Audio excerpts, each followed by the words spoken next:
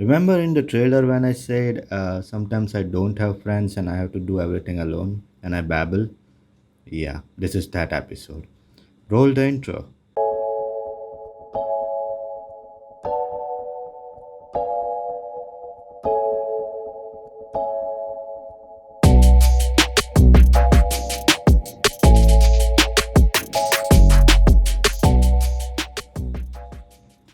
नमस्कार बहनों और भाइयों कैसे हैं आप welcome to episode 4 of chill time and आज हमारे साथ है काव्य कुमार भट्ट यानी मी I have forced that meme on this channel. It's a forced meme. It's a forced joke, but I quite like it.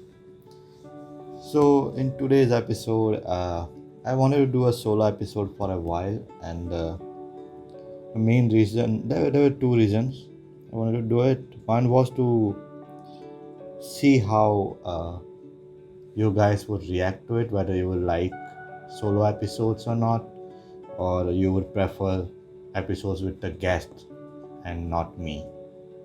It's okay. No, just kidding. So yeah, like I want to see like how people react to a solo episode, and also I wanted to do a solo episode because many of you may not know me in person, or most of you know me through your friends, or may not know who I am or what my background is. And like currently we are at 151 subscribers, and it's going great. It's been great. I got to meet a lot of new people, a lot of you guys, and I wanted to make an episode in a way like answering some of most frequently asked questions. So this is that episode where I want to answer a lot of questions which other people may have, or what I have got for over the years, and in a way just introduce myself to you guys. So hope you like the episode. So हमारे पास एक लाल किताब है. So this is an accountant's book जिसके ऊपर मैंने मेरा sticker चिपकाया हुआ. This is my small art business, KKB Design Studio. ये उसका लोगो है. And this लाल किताब is of 2018. It's a 2018 diary. The pages are quite thin actually, like it has everything. This is your future. And it has a lot of different things. But I like the aesthetic of a red book and I wanted to use it. So I've been already working on it. I made this one page with a rotring. And my thought was like, I know this 2018, like this 2020, like I get it. But my thought was to, like work, find some concept, see how it goes, try to, turn it into a journal sort of thing.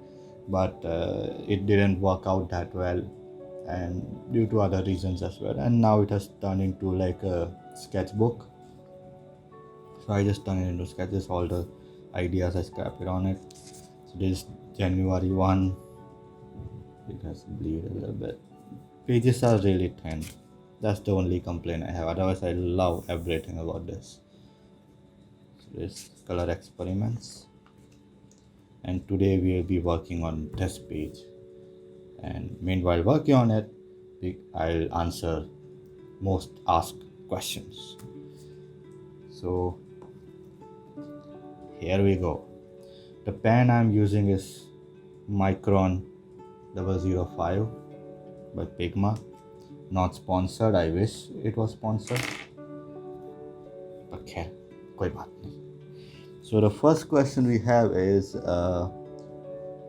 my background. What's your background? So my name is Kavyakumar Bhatt. Duh. Like you have read the channel name, But my I live in Baroda, and my background is that I completed my master's in graphic design in 2012 to 16 from Faculty of Finance, MS University, Baroda, and then completed my postgraduate in printmaking, graphic arts from Faculty of Fine Arts, MS University, Baroda in 2017 to 2019. And currently I am working professionally. I know. But yeah, like I'm working professionally and freelance artist and designer. I mostly prefer artist than designer, and I think I can answer it more in the future. But that's my background. What's next? What's your art process? That's a good question. So, if you are seeing this, you may be confused like what the hell is going on. So, my art process is I don't know what's the word for it. Like some may say formalist school, which I agree. Some say primitive school, which I agree. And I'm somewhere in between everything. But so my art process starts with automatic drawing. So for example, I'll start scribbling a form, and from a form something recognizable will jump out to me, and then I'll build the entire composition around it.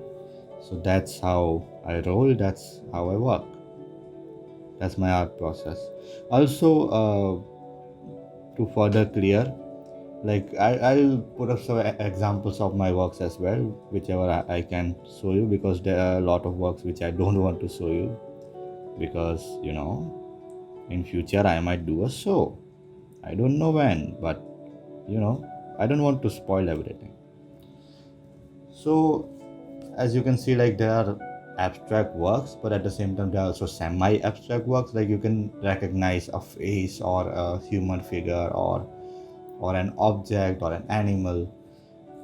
And that's what I mean when I say like I have two approaches of working. One is fully abstract, where I just follow the form and form dictates the entire composition, but I try to be as balanced as possible. And then there's semi-abstract, where there is a reference to a real life thing, which some people may find, some people may not find. And that's what I want. Like I want people to feel immersed in the art, rather than and come up with their own explanation, rather than me telling everything. I don't want that. I don't like that. I like when people come up with their own ideas. Next question. Favorite colors? Ooh. Currently I'm not working a lot with colors. Like I really like all kinds of color, especially warmer palettes. I enjoy more now. Before I used to enjoy a lot of cooler palettes. And but in terms of colors, I haven't worked a lot with colors. Most of my color palette is very muted, as you can see. But now, after college, I'm exploring more color. I want to explore color on a very different way. I know, sounds very cliche, but but yeah, like I like color, but I don't have much experience with it. So that's what I'm doing right now.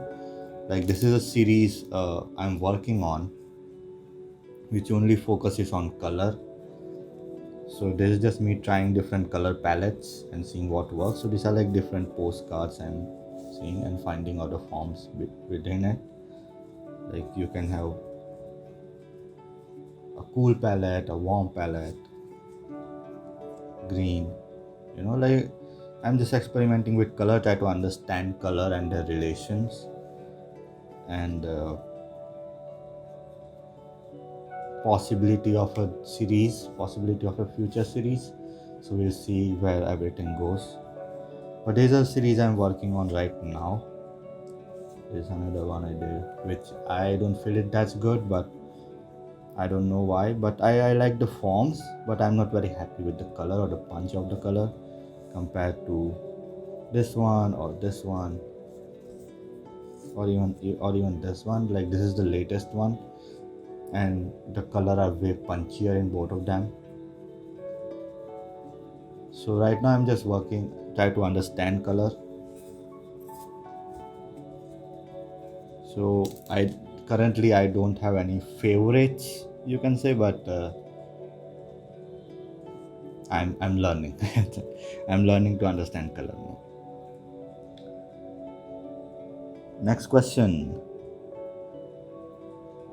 Biggest art piece I have ever made. Ooh, okay. So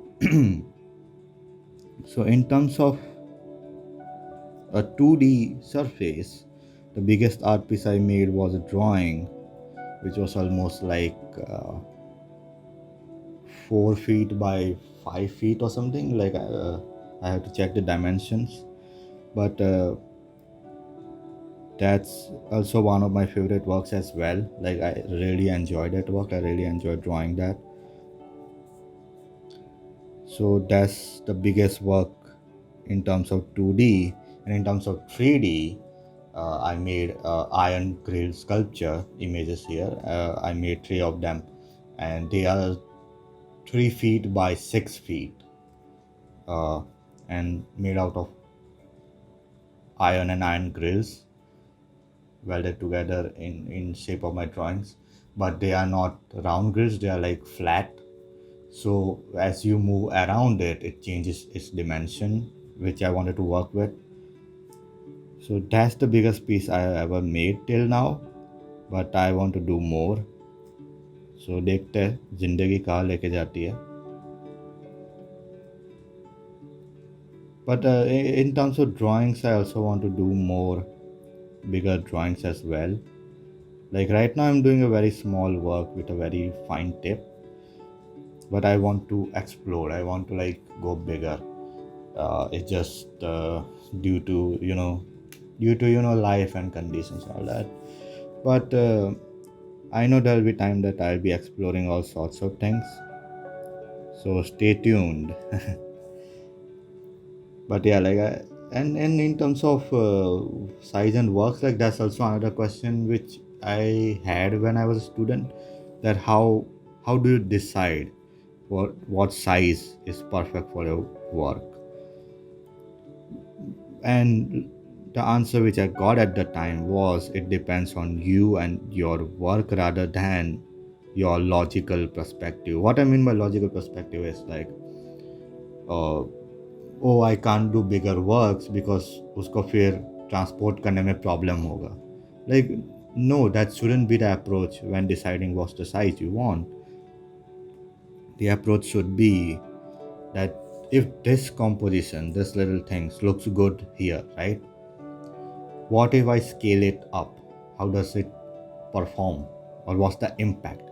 The biggest thing about size is impact. Bigger the size, bigger the impact is not true as well.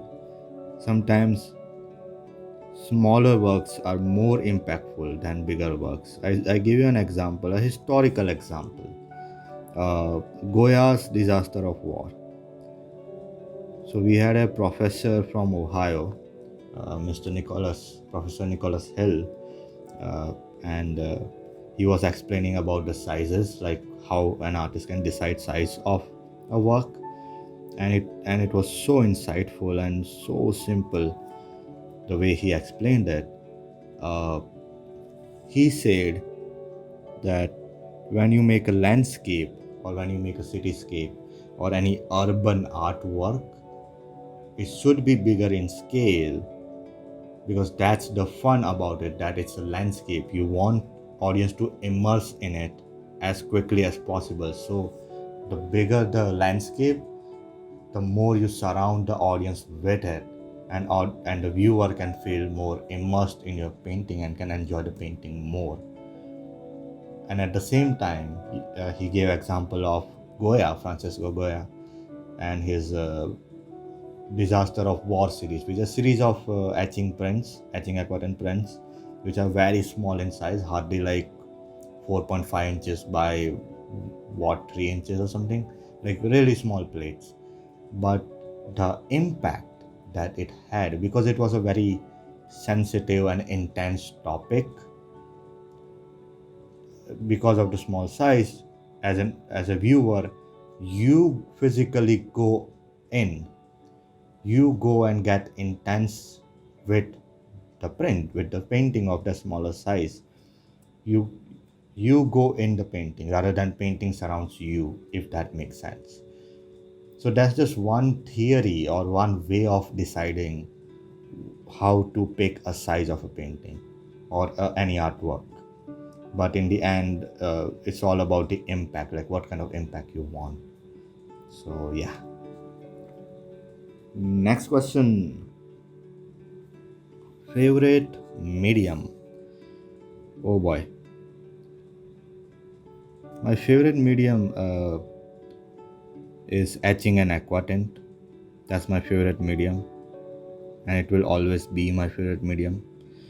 So, from 2017 to 2019, I was in graphic arts printmaking, and I did a lot of etchings and aquatints. It's just that it requires a lot of resources and arrangements in place to continue doing etching and aquatint. Plus, it's quite costly, and all the materials are not easy to come by, and you require some level of infrastructure to do it. But I love etching and aquatint because of the possibilities it gives you, the texture, the color possibilities are quite endless, and I like that about that. And I don't want to sound like I'm boasting, but but in etching and aquatint, I developed a different way of doing aquatint. Like like I use like in aquatint,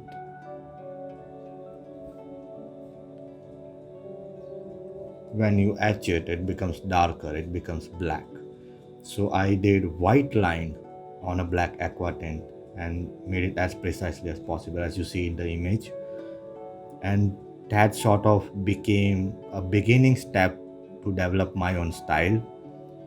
Like this treatment of the plate, this treatment of the print is something that I really enjoyed, and I continued doing it more and more, and had helped me develop my own style and my own voice. And that's another reason why I love etching and aquatint.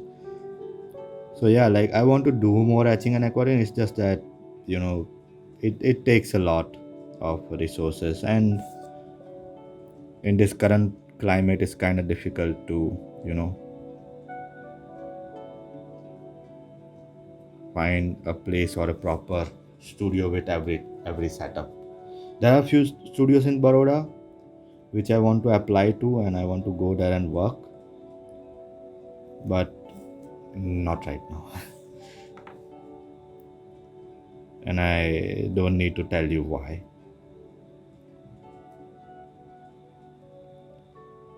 Because of Corona.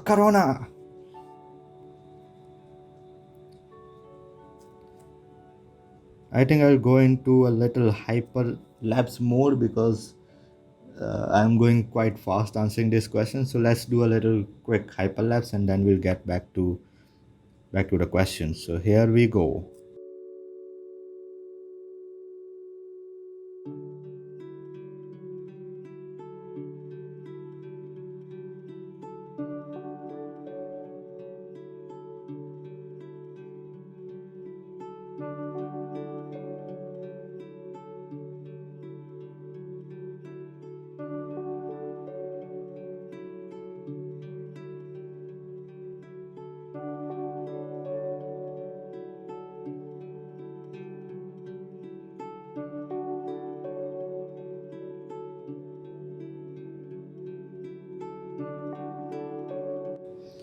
Okay, I forgot to add. I forgot to add to the to the what's my art process? Wala question, like what's my art process? I forgot to add another thing, which is that I start with independent drawing, right? But then many times what I do, that I start with independent drawing and then I see a form, I build a form, all the composition around it. But while I'm doing that, many times I create my own problems, and then it becomes like a problem solving session.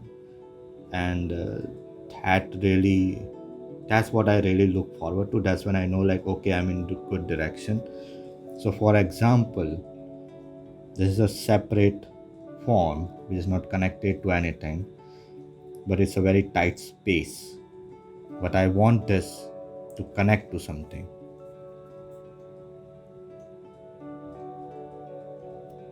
So this is just one way of solving it. And then, like, how there's a lot of space here, some maybe some space here, some space here, and that. So it becomes like a problem solving session, which makes me more engaged in the artwork. And I think that's really fun. It's the fun part of my drawings. Okay, back to the labs.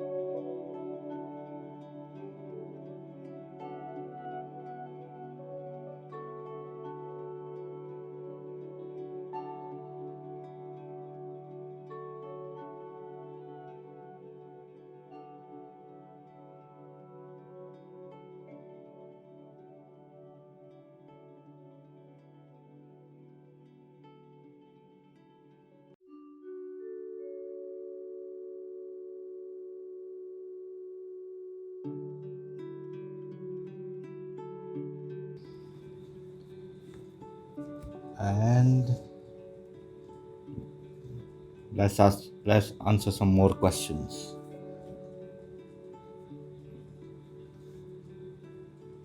Favorite artist? Ooh, favorite artist. Favorite artist? Everybody. Just uh, I understand, like, this is kind of a weird question for me to answer, because I actually like all the artists, old and new, Indian and Western. Doesn't necessarily be to have to be from fine arts. It could be from comic books, movies, all sorts of things. And many times I think about this question, like, what's your inspiration, or what artist do you follow, like. And the reason why I don't personally enjoy this question is because it limits your audience perspective. It's the same thing with another question which is coming up next, but I'll talk more about that in later, much later. But the point is, like, when you ask someone, like, what are inspirations, it becomes like a guiding point for the viewer, and they try to put you in a box of, like, if I say, like, my work is very close to Paul Klee, let's say that, like, because I actually enjoy Paul Klee's work, but then you will judge all of my other work by looking at Paul Klee rather than looking at my journey or looking at what I'm doing or what I was doing last year versus what I'm doing now. Instead of doing that, you will judge every work from Paul Klee's perspective. And that's why personally I don't enjoy this question. I understand it's not coming from a place of insult or any kind of bad thing. It's come from a genuine place of like, hey, what inspires you? You know, and a lot of interviews in a lot of different places they will ask you this question, like what are your inspirations. And for a curator to ask you what are your inspirations is necessary because it will help them try to help you with their services, because curators are there to help you. uh, they can consult you, they can give you advice, they can guide you in your career, and they are like, in a way they are like your therapist. Like you can talk to them anything about art and world, and they'll be very happy to talk to you and have a little chat with you. So yeah, like if you are in talk with a curator and if they ask you like, hey, what are your inspirations, please tell them what they are. But if for a general audience, if a general audience comes to your show and asks you what are your inspirations, for me it's kind of rude to answer this question, because I mean they are asking from a very sincere place, but I have my own reasons that if I answer and tell you like where my inspirations are from, you will start looking all my works from that perspective rather than looking at me and my journey. So sounds kind of selfish, but I think it's fair. But if you still are interested that what artist would I recommend or what artist uh, really inspire me, then here are some names: Paul Klee, KG Subramaniam, uh, Studio Oliver Eliasson. Like Oliver Eliasson, I will link most of them in the description, so go check the description. Then Neal Brennan, who is a stand-up comic, like I am really inspired by his work as well. Brankose, then who else? Dev Jyoti Saha, who is an animator, Indian animator, like Studio Ghibli, Madhouse Animations. Like I am inspired by a lot of different places. But yeah, like most prominent would be Paul Klee and KG Subramaniam and Jyoti Bhatt, all those guys. So yeah, I'll link some uh, either their Instagram handles or their bio pages in the description. So do check the description. Next question: what do you want to improve upon in the future? Ooh. Wow. Okay, that's a good question. Everything. I've been doing this for like 2 years at this point. Not even like completely 2 years. I would say 1.5 years. I've been doing this professionally because I was a graphic designer first. I was an applied artist first, and I did that for like a year and went to different places, joined different agencies as an intern and as a freelancer as well. I did all that, but professional artist or a fine artist, it's just been like 1.5 year almost. So I want to learn. I'm still new to this, and I want to improve on everything, not only from my art, but also I want to improve upon my communication skills, my presentation skills. I want to improve my networking. Like I am an introvert who is forced to to turn into an extrovert, and I don't hate it. It's just that it's a really different experience for me. So yeah. So everything I want to improve upon everything. Next question: Have you how your art has changed over time? Ooh, That's a separate video of its own. Do let me know in the comments if you want to see that video. Like, it's quite a long answer, so I don't want to, maybe we can talk about a little bit, but I would love to turn this into a separate video because I really want to showcase some of my previous works as well. So over the years, I would say like my work in 2012 to 2016 during my bachelor days in applied arts was very inspired by Bauhaus, Swiss design school, Distill, uh, minimalism, and that sort of philosophy, design ideas and philosophy, and a lot of modernist design, modern ideas. Like मेरे काम में ज़रा चमक धमक नहीं थी. Like I would do very simple work which I really enjoyed, but yeah, it doesn't work here. So so I had to force a lot of my design ideas, and I have to forget them and start over. So that was kind of frustrating.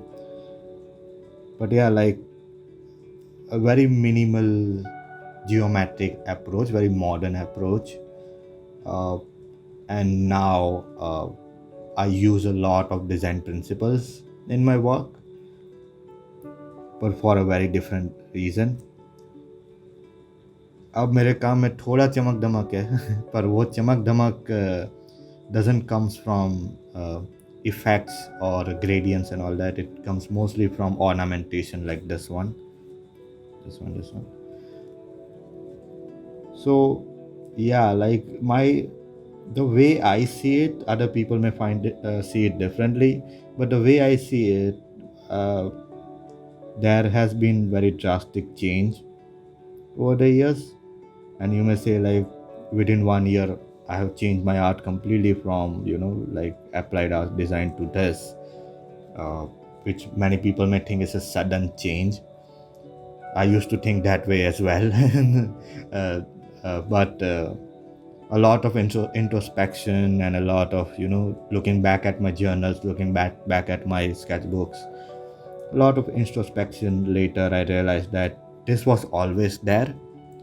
It's just I didn't focused on it, or I didn't try to evolve it. It was just something in the background, something which was part of my sketchbooks, but I never expanded it, which I'm doing now.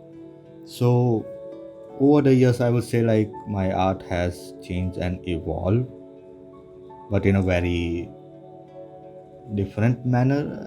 I believe, like, I don't know how to put it in words. That's why I'm thinking of making a separate video. So do let me know. Please do comment and let me know if you are interested in that. So let's see. Like I really want to expand on this answer. It's just that now is not the time.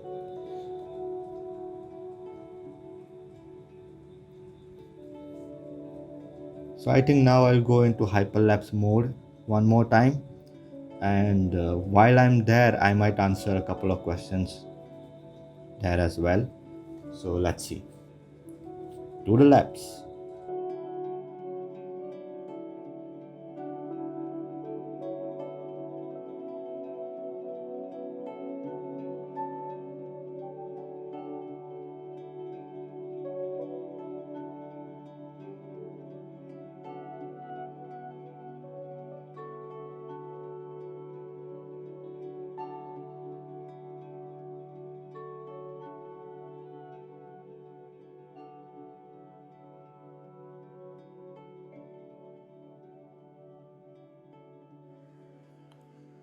So while we are here, let's answer another question. When did you begin doing art? Cool question. Just like a lot of artists, since I was a kid. So I maybe like 6-7 years old, and I was already drawing, and I would draw on walls as well. Like I remember I even had a dedicated wall to just myself. in my parents' bedroom, and they would let me draw around. It was full of memories. So like I destroyed that wall. But I was always interested in drawing, but I never knew that there could be a career in this. So I would continue my schooling.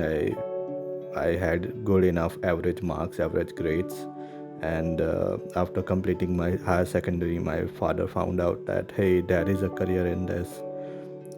It's called graphic design, and we have a wonderful college in Baroda, MS University, which is an historical college and historical university. It's not even college; it's a university, and a very respected one with a rich history of arts.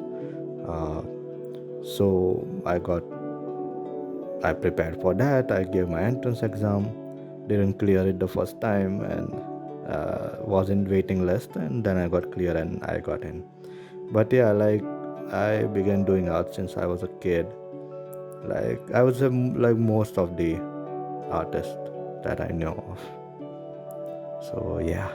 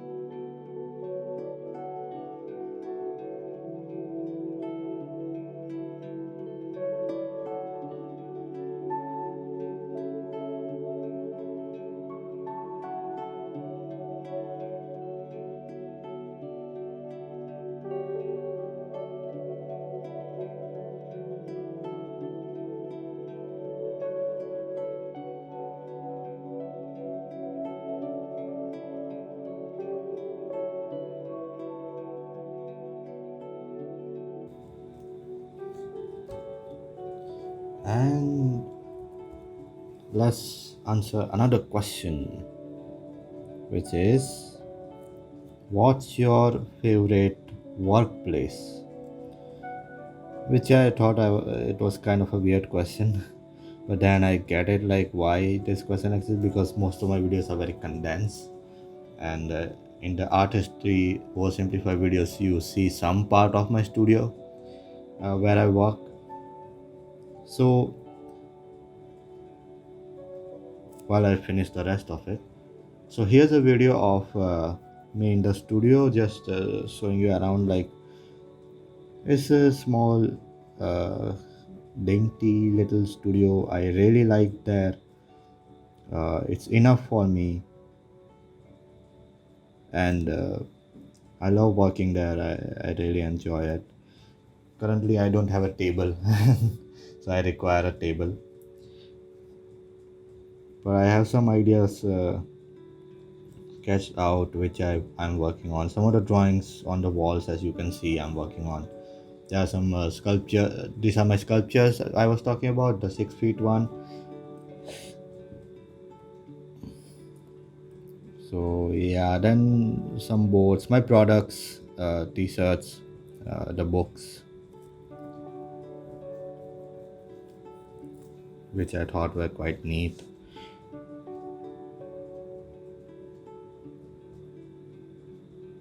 And the second is a photograph of this very table, the table which I'm working on. It's kind of a mess. Like you see it and you're like, oh my god, what is this? And you may make some snark remarks like, "Arey, artist ka table aisa hi hota hai," which is kind of true. Like I'm kind of a messy person, but I know where everything is. So that's my that's my excuse. Uh, yeah, these are the two workplaces I work in, and I really enjoys them.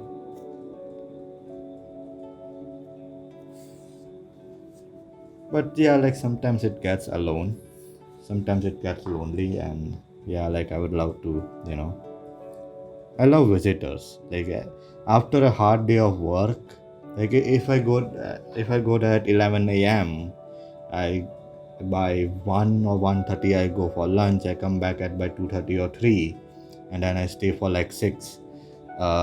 Like right after 4:30 p.m. I get this feeling of like, let's call people, let's invite people for the show. Like not the show, but like just for a tea or coffee. You know, like I enjoy company because it does get quite lonely. That's the reason why I enjoyed working in college as well, and that's why many artists right after college they really miss it because and एक माहौल बन जाता है ना, एक environment बन जाता है to work, and you miss that once you are out of the college. So yeah, like I go through that as well. So if you're interested in meeting, let's plan it. Let's plan it. What else can I say? Next question.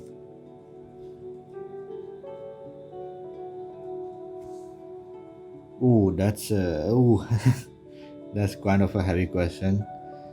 Also, there's one of the last questions as well, which is why you do what you do. Wow, very poetic question. Why you do what you do? The easiest answer is I don't know. That's the easiest answer I can think of.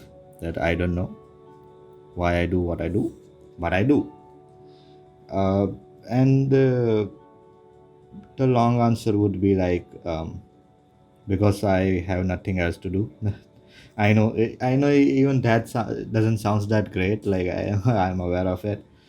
But that is the correct answer. That because I don't know anything else.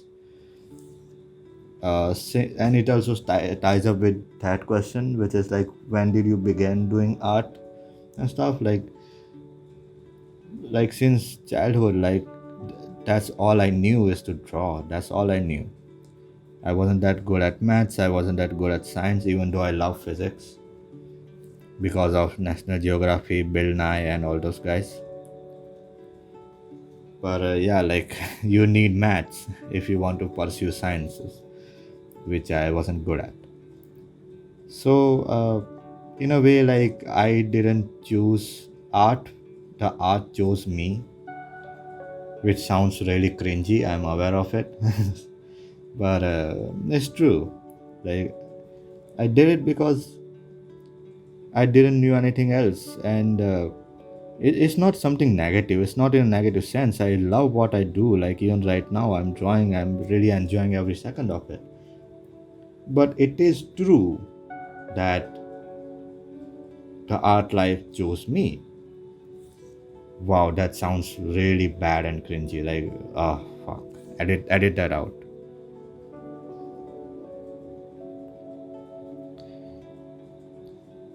So that's why I do what I do. But the bigger question is, what is the purpose of art? That's the whole reason why anybody asks this question, like why you do what you do. There's the same thing with any field. Like go to a chartered accountant and ask why you do what you do, and they say, well, because this is my job, I get money for it. Like, yeah, you studied it. Yeah, because I enjoy numbers. There you go. So everybody has their own reason, but the idea that what is the purpose of art is something which we all deal with.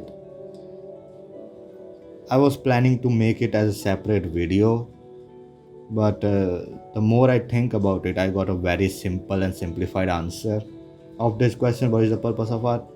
But I can also do a very extended answer as well, like a very extended explanation as well of this question. Let me know if you're interested in that as well.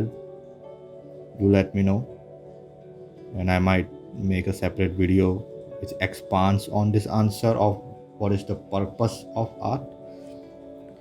So, what I believe is the purpose of art is to reflect, to reflect whatever comes to you. An artist is like a mirror, and it reflects things. Not to, it's just that it it depends on what he or she is reflecting at. That's the only difference. Otherwise, every artist is like a mirror.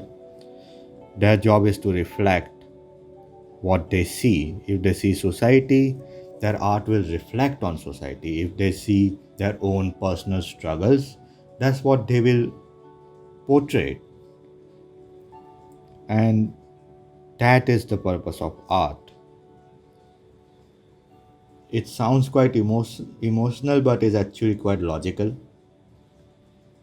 But at the same time, the world doesn't only work on logic, right? Like the world also works on emotions as well. And there's this wonderful quote. I forgot who said it, and I feel really bad for it. But that's where you guys can help me find that person. So there's this quote like, artists are like cave mouse. he used a different word, the philosopher, but the idea is that a cave mouse. So in the old days when people used to dig for minerals, mining, whether it be coal mining or diamond mining, gold mining, that sort of thing, which was done through manual labor. I think it is still the same way, but I don't know. Uh, when people used to dug those caves, they would send rat, different rats and mouse rats in the cave to see how the conditions are within the cave. And when they reach a limit after which cave becomes dangerous, or there are some, or the rat detects the ammonium gases and other stuff which is harmful, the rat will go outside the cave, stating that now we can't dig further. And that's what artists are like that. They see the problems in societies first compared to other human beings. And I think that's a wonderful quote.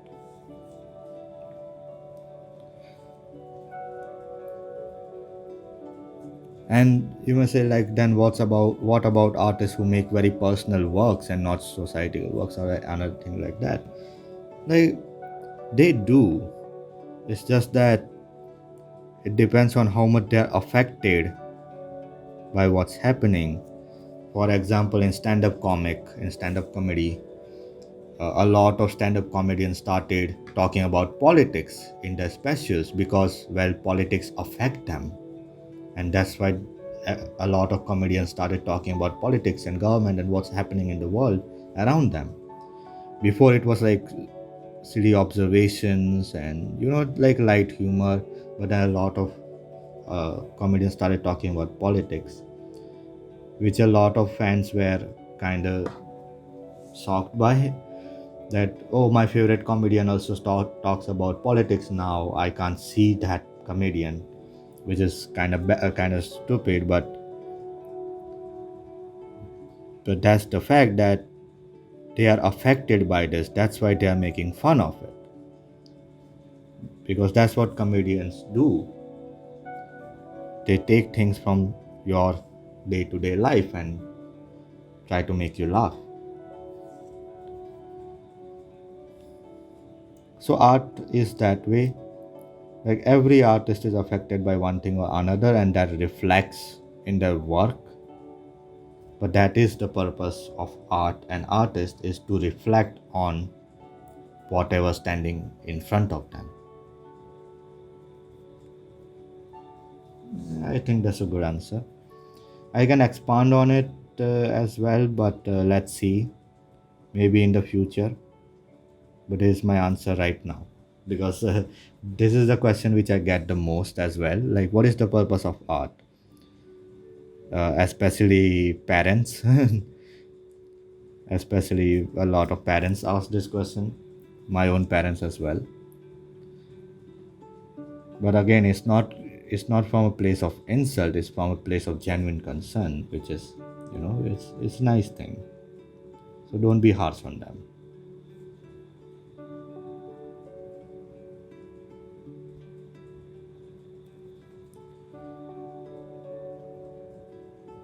And here we are, not at the end of the drawing, but at the end of the questionnaire and FAQs. If you and This was a lot of fun. If you have a lot other questions which you want to ask, like uh, write them in the comments below, and I will try to make a part 2 of this video, maybe more seated down like a bonus Friday video sort of thing, maybe not chill time, or maybe into chill time, I don't know. So if you have any more questions, please comment them down below, and if you have any suggestions, let me know as well. And yeah, so now we'll go for hyperlapse one last time and finish the drawing, and we'll end the video. So stay tuned, because there are some important messages I want to say in the end. And also there is a very special question which I want to ask as well. So stay tuned. This is the final time lapse, hyperlapse, and then we'll get to the last question and the end of the video.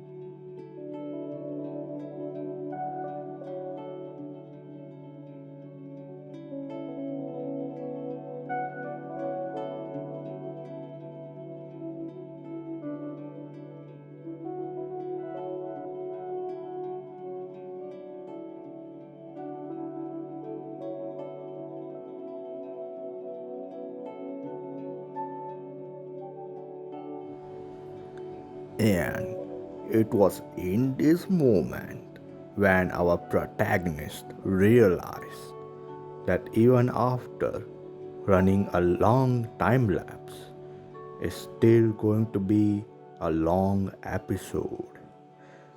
So, what can we do here? Nothing. And what my trailer man voice will tell you something about my Instagram. Okay, I can't do more of this. Okay, I'll go back to normal voice. So yeah, it was in this moment when I realized that I won't be able to finish the drawing in time, even after running such hyperlapse and everything. So what I have done is I have finished the drawing in my own time, and I have uploaded the final drawing on my Instagram at the rate Kavyakumar Bhatt. You can even go and find the links to it in the description, or you can even go in the explore button and you can write KKB Design Studio, and it's my name, it's my profile only.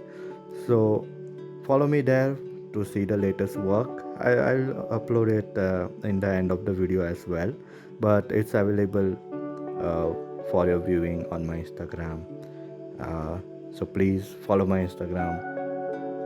It's Kavyakumar Bhatt, and hope to see you there, hope to connect with you there as well. So back to the hyperlapse.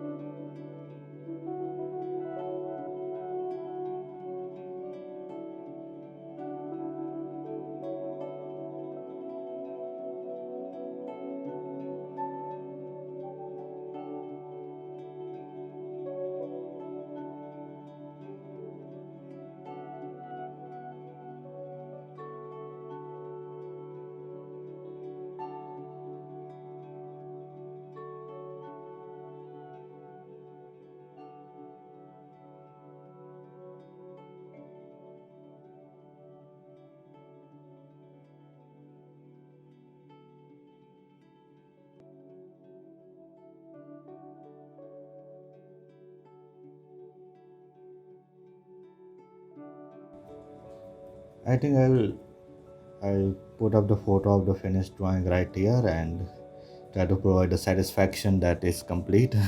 Because even with the time lapse, it's going to get like really long of a video, which I don't want. I really want this to be like quite a quick video.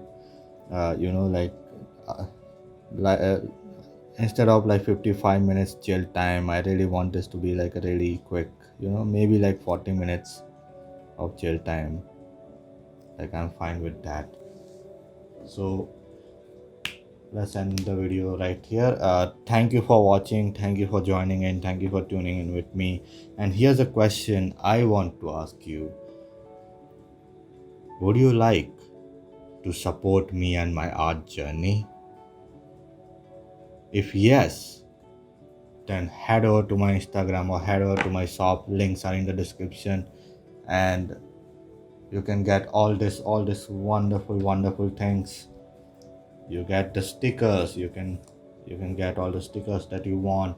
You can get the books. I even have the book, Go on Books. Like it's a little comic book I made while I was in quarantine. So check that out as well. I also have t-shirts. I have t-shirts. I sell t-shirts through my shop. So check out my shop as well. Currently I'm selling everything through Instagram. So you will find all, so just DM me on Instagram and all of this could be yours.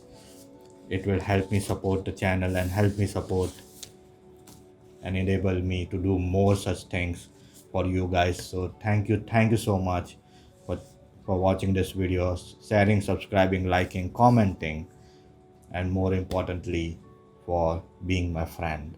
So I'll end the video right here. Thank you so much for watching, and I'll see you next time with a guest. So be excited for episode 5. To see you next time. Bye.